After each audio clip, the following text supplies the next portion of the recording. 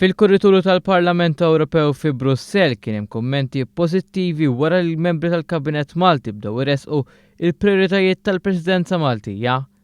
Tkellmet dwar dan il-membru tal-Parlament Ewropew Mirjam Dalli li attendi tasmieħ fl-ewwel żewġ kumitati, dak tal-Libertajiet Ċivili, Ġustizzja u Intern u dak tal-Affarijiet Legali.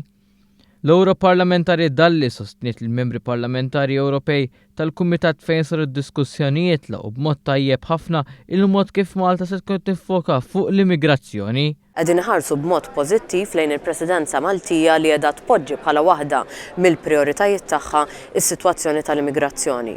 U dan jikkontrasta bil-kbir ma' dak li ġara fil-Presidenza ta' qabel, il-Presidenza Slovakka, li għaliha l-immigrazzjoni assolutament ma kienitx priorità. Kien innotat kif il-Ministri Maltin wieġbu b'mod tajjeb ħafna għad diversi mistoqsijiet li sarulhom u qalet li l-Ewropej qegħdin jingaġġaw ruħhom aħjar mal-Presidenza Maltija. Kellek ħafna MPs li sostnew li jixtiequ jaħdmu fil-qrib ma' Malta għaliex jifhmu li Malta tifhem aktar minn ħafna pajjiżi oħra is-sitwazzjoni tal-ħtieġa ta' solidarjetà bejn il-pajjiżi fejn jidħol il-qasam tal-immigrazzjoni.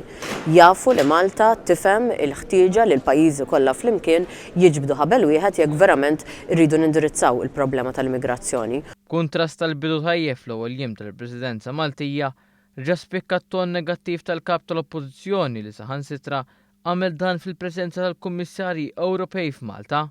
Simon Busuttil minn għalih li qed jagħmel ħsara lill-Gvern Laburista biex ikun jista' jgwadanja punti politiċi, imma jien għaliha din hija strateġija ta' min jara sam nieħru għaliex mhux qed jirrealizza li b'din l-attitudni il-ħsara li qed jagħmel hija l-ħsara lil Malta u Għawdex. U jekk tagħmel ħsara lil pajjiżek dik il-ħsara ma titlaqx malajr.